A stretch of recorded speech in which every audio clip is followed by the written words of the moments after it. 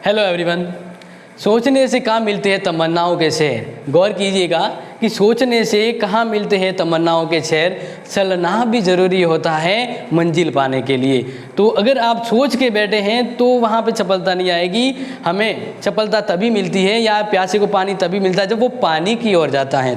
तो एग्ज़ाम को लेकर हम चर्चा कर रहे हैं और आपको बता देते हैं कि एग्ज़ाम जेएनयू के, अगर हम कॉलेज की बात करें तो जेएनयू का एग्ज़ाम है वो 5 मई से शुरू होने वाला है। तो 5 मई से शुरू होने वाला है। इसको लेकर आप तैयारी बिल्कुल अच्छे से करें और ध्यान रखें कि मीडियम कोई भी हो। यानी कहता है ना कि ऑनलाइन और ऑफलाइन में कन्फ्यूजन होता है कि मैं तो ऑफलाइन होता तो सही रहता, लेकिन मीडियम का ज़रूरी नहीं है, मन ज़रूरी है। अगर आपका मन लग जाता है तो ऑफलाइन क्या ऑनलाइन क्या कोई ज़रूरी या कोई मायने नहीं रखता है।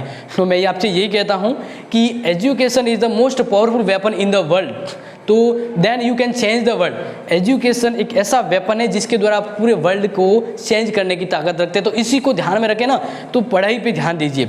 मैं आपसे ये कहना चाहता हूँ कि 5 मई से जेएनयू का एग्ज़ाम फिक्स है। तो इसको लेकर जो पहले मैं आपको बताना चाहता हूँ कि इसको लेकर जो पैटर्न था वो अब चेंज है। यानी जो काफ़ी टाइम से जो पैटर्न था उसमें चेंज है, क्योंकि अब की बार जो एग्ज़ाम पैटर्न है वह पैटर्न जस्ट पिछले साल जो पेपर हुआ था ना उसी के जैसा होगा। जैसे मैं आपको थोड़ा सा हिंट दे देता हूँ कि जो पेपर का जो पैटर्न है वो 50% हो गया, यानी सिलेबस भी 50% हो गया। और सिलेबस 50% हो गया है, इसका मीन्स आपको ध्यान रखना पेपर काफ़ी कम हो जाएगा, पेपर कम हो जाएगा। ठीक है, जैसे अगर आपको पता हो, आपने कॉलेज का पेपर देखा है, सभी के लिए कह रहा हूँ, BA BSc, ठीक है ना। तो यहाँ पे फर्स्ट ईयर सेकेंड ईयर सबके लिए है।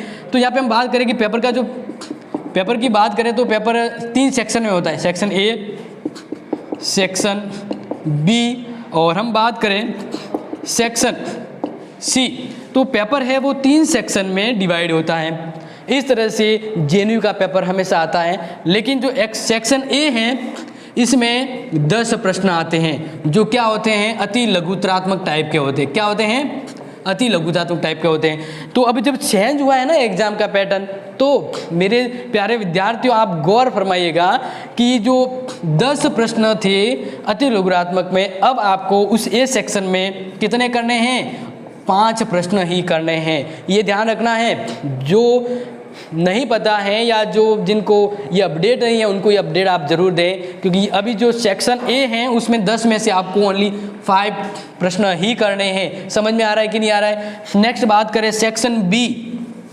सेक्शन B के अंतर्गत 5 प्रश्न आते हैं, 5 या 7 के मध्य मान लीजिए प्रश्न आते हैं, और वो B यहाँ पे अथवा में आते हैं। तो अब जो एग्ज़ाम का पैटर्न है उस पैटर्न में आपको बताऊं तो इस तरह से लघुतरात्मक टाइप के प्रश्न आते हैं, ठीक है ना।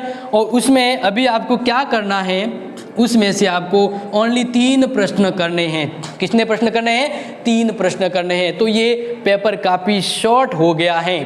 तो अब आप ध्यान रखेंगे कि एक ही दिन में, जैसे हम बात करें अगर पॉलिटिकल की हो तो पॉलिटिकल के फर्स्ट एंड सेकेंड 2 पेपर होते हैं।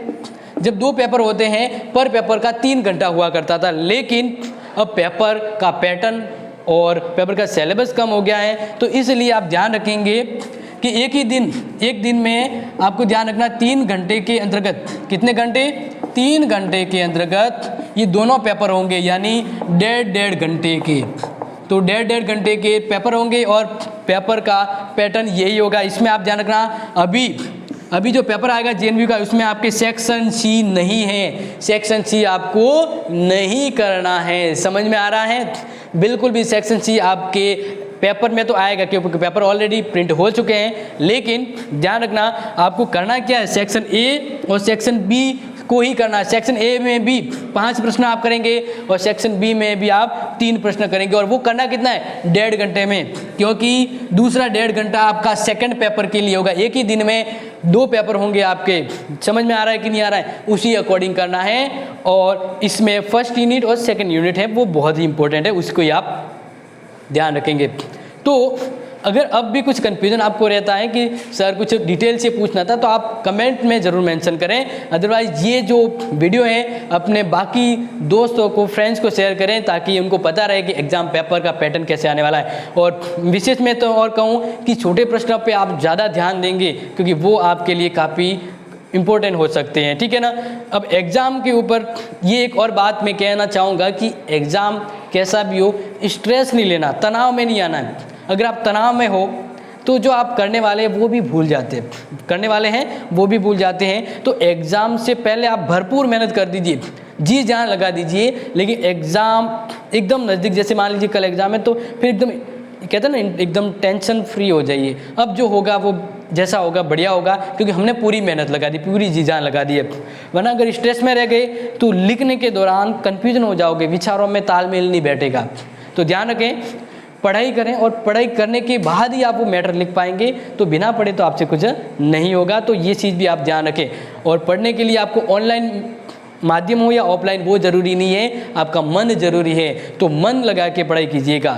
मिलेंगे नेक्स्ट वीडियो के साथ, तब तक के लिए thank you and take care.